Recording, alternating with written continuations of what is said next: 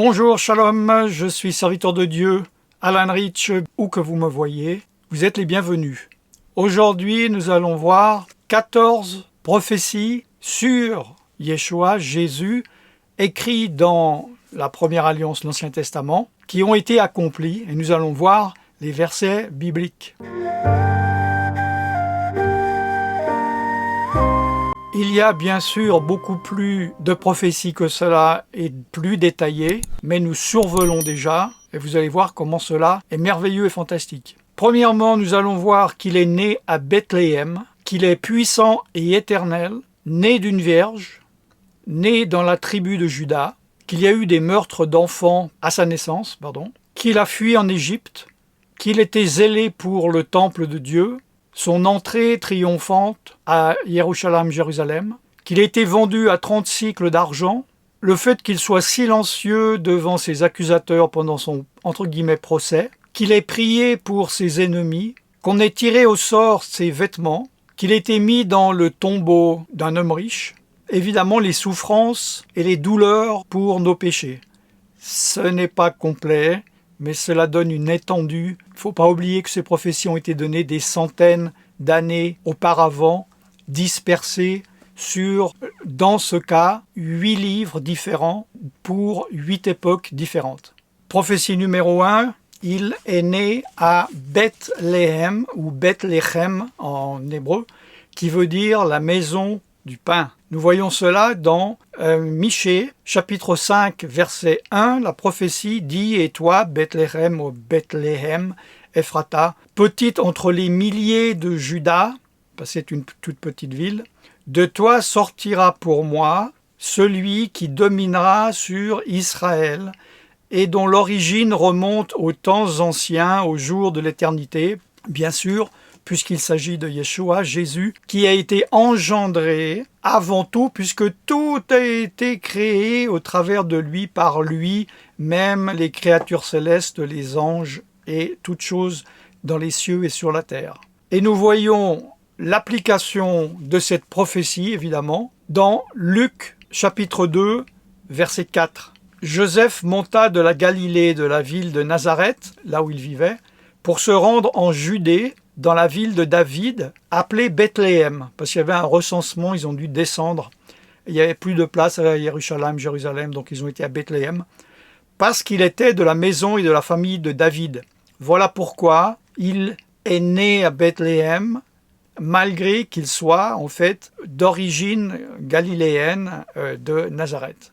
Deuxième prophétie, il allait être donc puissant et éternel. Nous voyons cette prophétie dans Ésaïe chapitre 9, versets 5, 6. Un enfant nous est né, un fils nous est donné, et la domination reposera sur son épaule. On l'appellera admirable, conseiller, Dieu puissant, Père éternel, prince de la paix. Donné à l'empire de l'accroissement et une paix sans fin éternelle donc, au trône de David et à son royaume, l'affermir et le soutenir par le droit et par la justice, dès maintenant et à toujours. Voilà ce que fera le zèle de l'Éternel des armées. L'application de cette prophétie, l'ange se révèle à Marie dans Luc 1, à partir du verset 30, et il lui dit « Tu deviendras enceinte, tu enfanteras un fils, et tu lui donneras le nom de Yeshua, Jésus en français. Il sera grand, et sera appelé fils du Très-Haut, et le Seigneur Dieu lui donnera le trône de David son père. Il régnera sur la maison de Jacob éternellement, et son règne n'aura point de fin. » Troisième prophétie, il sera né d'une vierge. Et nous voyons cela dans Isaïe chapitre 7, verset 14. « C'est pourquoi le Seigneur lui-même vous donnera un signe. Voici, la Vierge deviendra enceinte, elle enfantera un fils, et elle lui donnera le nom d'Emmanuel. » Il se peut que si vous êtes en train de lire avec moi, ou vous lirez un jour, ou vous allez lire dans la version Louis II, vous ne verrez pas le mot Vierge, vous verrez « Voici, la jeune fille deviendra enceinte. » C'est grave, au point où j'en ai fait un enseignement, une vidéo. Pourquoi, comment cela s'est passé que Louis II n'ait pas dit qu'elle était une vierge. L'application de cette prophétie se trouve dans Matthieu 1 à partir du verset 18. Voici de quelle manière arriva la naissance de Yeshua Mashiach ou Jésus-Christ. Marie ou Myriam, sa mère, ayant été fiancée à Joseph en français, se trouva enceinte par la vertu du Saint-Esprit avant qu'ils eussent habité ensemble. Quatrième prophétie écrite dans la première partie de la parole de Dieu, la Tanakh ou l'Ancien Testament, comme appellent les catholiques et les protestants, il sera de la tribu de Juda. Nous voyons cela dans Genèse 49, 10. Le sceptre ne s'éloignera point de Juda, ni le bâton souverain d'entre ses pieds, jusqu'à ce que vienne le Shilo et que les peuples lui obéissent. Le sceptre, c'est le bâton qui est donné à un roi, et jusqu'à que vienne le Shilo, c'est une des appellations, un nom de Jésus de Yeshua. L'application de cette prophétie se trouve dans Luc 3, 33, il se trouve aussi dans la généalogie de Matthieu chapitre 1, où il est dit depuis Adam, fils de celui-ci, fils de celui-là, et à la fin donc fils d'Esrom, fils de Pharès, fils de Juda. La prophétie donc s'est accomplie, il est bien de la tribu de Juda. Cinquième prophétie, le fait que des enfants seront tués lors de la naissance du Messie. Nous voyons ceci dans Jérémie 31, 15. Ainsi parle l'Éternel, on entend des cris à Rama. Rama, c'est un village à côté de Jérusalem, ça fait partie de Jérusalem. Des lamentations, des larmes amères. Rachel pleure ses enfants. Elle refuse d'être consolée sur ses enfants, car ils ne seront plus. Et nous voyons l'application dans Matthieu 2, 16. Alors Hérode, voyant qu'il avait été joué par les mages, se mit dans une grande colère et il envoya tuer tous les enfants de 2 ans et au-dessous qui étaient à Bethléem, là où le Messie est né, et dans tout son territoire, selon la date qu'il s'était soigneusement enquis auprès des mages. Sixième prophétie prophétisée, la fuite en Égypte, dans Osée chapitre 11 verset 1. Quand Israël était jeune, je l'aimais et j'appelais mon fils hors d'Égypte. Son fils, évidemment, Yeshua, et nous voyons l'application de l'accomplissement de cette prophétie dans Matthieu 2, 14. Joseph se leva, prit de nuit le petit enfant et sa mère et se retira en Égypte, et il y resta jusqu'à la mort d'Hérode, afin que s'accomplisse ce que le Seigneur avait annoncé par le prophète que je viens de lire. J'ai appelé mon fils hors d'Égypte. Septième prophétie, le zèle pour le temple de Dieu à Jérusalem, dans Psaume 69, verset 10. Le zèle de ta maison me dévore et les outrages de ceux qui t'insultent tombent sur moi. L'application de cette prophétie, nous voyons dans Jean 2 à partir du verset 13.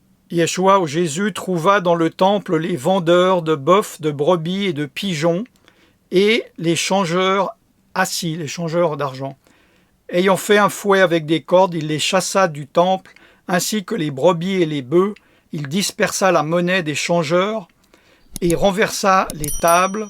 Et il dit aux vendeurs de pigeons, « ôtez cela d'ici, ne faites pas de la maison de mon père une maison de trafic. » Et ses disciples se souvinrent quoi? Qu'il est écrit, ou ce que nous venons de lire, « Le zèle de ta maison me dévore. » Huitième prophétie, son entrée à Jérusalem dans Zacharie 9, 9. « Sois transportée d'allégresse, fille de Sion. » Sion, c'est un synonyme de Jérusalem. Pousse des cris de joie, fille de Jérusalem. Voici ton roi vient à toi, il est juste et victorieux, il est humble et monté sur un âne, le petit d'une ânesse. Nous voyons l'accomplissement de cette prophétie dans Matthieu 21, à partir du verset 1 jusqu'à 11. Ils étaient donc vers la montagne des Oliviers, et Yeshua, Jésus, a dit « Vous trouverez une ânesse, détachez-la, etc. » Et parce qu'il avait besoin de l'âne, Au verset 4, « Ceci arriva afin que s'accomplisse ce qui a été annoncé par le prophète. Dites à la fille de Sion, voici ton roi vient sur un ânon, le petit d'une ânesse. » Prophétie suivante, il a été vendu pour 30 cycles d'argent.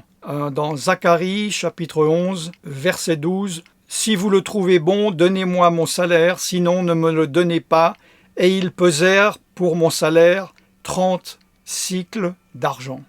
Nous voyons bien sûr l'application dans Matthieu chapitre 26, verset 15. Judas donc dit « Que voulez-vous me donner et je vous le livrerai ?»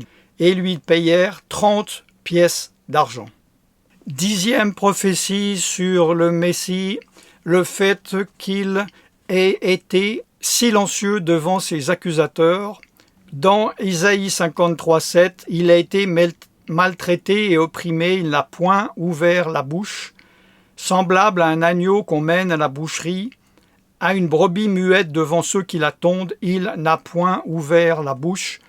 Et nous voyons l'application de cette prophétie dans Matthieu 26, 62. Le souverain sacrificateur se leva et lui dit « Ne réponds-tu rien ?» Et Jésus garda le silence. 11e prophétie, le fait qu'il ait prié pour ses ennemis dans Ésaïe 53, 12. Il s'est livré lui-même à la mort, il a été mis au nombre des malfaiteurs, il a porté les péchés de beaucoup d'hommes, donc ça c'est encore 3 prophéties de plus, et qu'il a intercédé pour les coupables. Et nous voyons l'application dans Luc 23, 34. Et en effet, nous voyons sur la croix, il a intercédé et prié pour ses ennemis.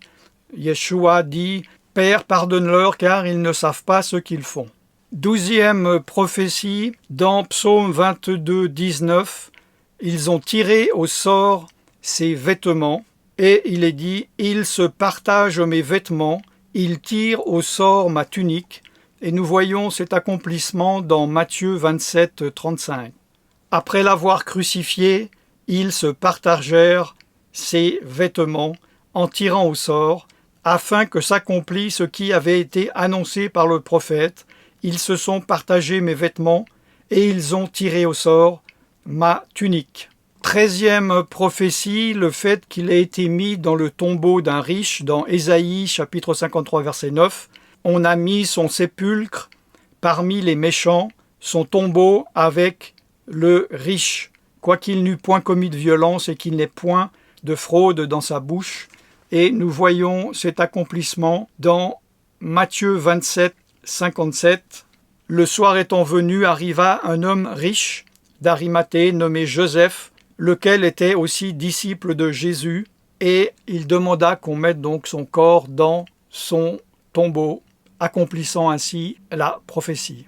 14e et dernière prophétie, non pas de toutes les prophéties, mais de cette vidéo, la souffrance et les douleurs pour nos péchés dans Ésaïe 53 à partir du verset 4.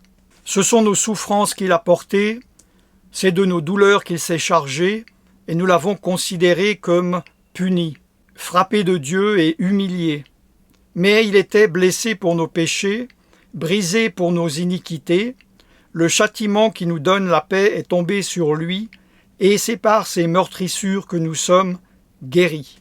Et nous voyons l'accomplissement dans Matthieu 8, 17. Afin que s'accomplisse ce qui a été annoncé par Isaïe le prophète, il a pris nos infirmités, il s'est chargé de nos maladies. Dans Romains 4, 25, il a été livré pour nos offenses et est ressuscité pour notre justification. 1 Corinthiens 15, 3, je vous ai enseigné avant tout, comme que je l'avais aussi reçu, que Christ est mort pour nos péchés, selon les Écritures, etc., etc., etc. Comme je l'ai dit, nous avons survolé les prophéties. Peut-être vous en connaissez certains, certains d'entre vous pas du tout. Sachez qu'il y a, je crois, 200 prophéties en tout. Évidemment, je ne peux pas faire une vidéo qui durerait plusieurs heures en approfondissant en plus. N'hésitez pas à me dire ce que vous en pensez, et également peut-être une prophétie dont je n'ai pas parlé qui vous a particulièrement toucher. Je suis serviteur de Dieu Alain Drich et je vous bénis dans le nom tout-puissant de Yeshua Jésus. Shalom.